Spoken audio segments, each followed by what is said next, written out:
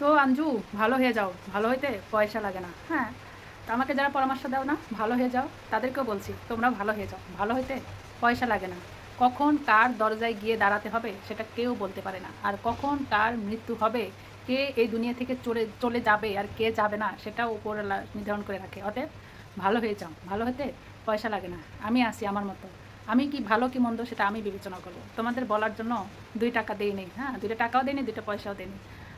ওকে, তো আমাকে নিয়ে হিংসা করো আর আমার নামে বদনাম করো, যাই করো, বছরের শেষে একটা দিনে আসে। তোমাদের সবাইকে ঈদ মোবারক, আর সবসময় ভালো থাকবে এই দোয়াই করি। ভবিষ্যতে যদি ওরকম সিচুয়েশন আসে তো তখন যেন ক্ষমা না চাওয়া লাগে, সেই চিন্তা ভাবনা করে কাজ করিও। আর তোমার যে আচরণগুলো, তোমার যে ব্যবহারগুলো সেটাই থাকবে। আমি আমি ভালো ছিলাম, আগেও ছিলাম, এখনও আছি। আবার আমি আগেও খারাপ ছিলাম, এখনও খারাপ আছি। অতএব আমার চিন্তা আমাকেই করতে দিন, আমার ভাবনা আমার কাছে, আমি কি করব সেটা আমার নিত্যন্তই আমার ব্যাপার। প্রত্যেকটা মানুষের একটা ব্যক্তি স্বাধীনতা আছে, আর আমি আমার মতো কাজ করি। আর যে আমার নিয়ে যে বেশি বকবক করে যারা, সমালোচনা করে যারা, আমার পেজের বন্ধুরা ছাড়া, তাদেরকে বলবো এই যে একটা সানগ্লাস কিনে দিও। হ্যাঁ, নাহলে আমার যে সুন্দর চোখ, এটা সবাই দেখে নজর দিবে। কেন সানগ্লাস মাথায় দিই? তো এই যে দেখো, আমার এই সানগ্লাসটা অনেক পছন্দের ছিল, বাট এই সানগ্লাসের যে গ্লাসটা একটা নেই, দেখছো?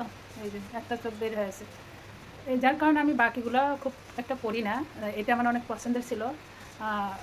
আর ঘরের মধ্যে যেহেতু ভিডিও করি, ফিল্টার দিয়ে ভিডিও করি, তোমরা তো জানো। তো ফিল্টার ছাড়া আমি কেমন সেটাও তোমরা জানো, ফিল্টার দিয়ে করলে কেমন সেটাও তোমরা জানো। যাই হোক, বন্ধুরা সবাইকে ঈদ মোবারক, আশা করি সবাই ভালো আছো। তো অনেকে আমাকে কমেন্টস করো আমি সানগ্লাস কেন মাথায় দিয়ে সবসময় ভিডিও করি।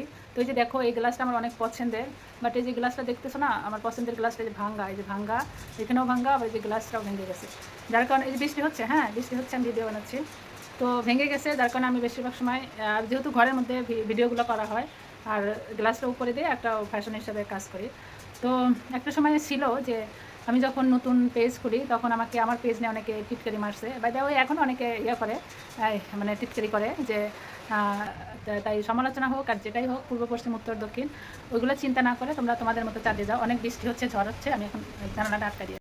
তো পরিশেষে এই যে আমি একটু বউ হলাম, তো পরিশেষে আরেকটা কথা বলবো যে জীবন আপনার, লাইফটাও আপনার, আপনি কি করবেন সেটা আপনি ভালো বুঝবেন। সব কিছুই করবেন আপনার বিবেক বুদ্ধি দিয়ে, বিবেক বিবেচনা দিয়ে করবেন। আর কখন কার দ্বারে গিয়ে আপনাকে দাঁড়াতে হবে বলা মুশকিল, তাই ওই রকম অহংকার বা ওই রকম হিংসা করিও না যেন পরবর্তীতে তার পাশে গিয়ে দাঁড়াতে হয়। হ্যাঁ, তো অনেক বকবক করলাম। এই দেখো, আমার এই শাড়িটা আমার বয়ফ্রেন্ড আমাকে দিয়েছিল, আমি বয়ফ্রেন্ডের শাড়ি দেওয়া নিয়ে ভিডিও করলাম। আর বয়ফ্রেন্ড এবং বয়ফ্রেন্ডের পরিবারের সবাইকে অনেক অনেক ধন্যবাদ, আর সবাইকে ঈদ মোবারক। তো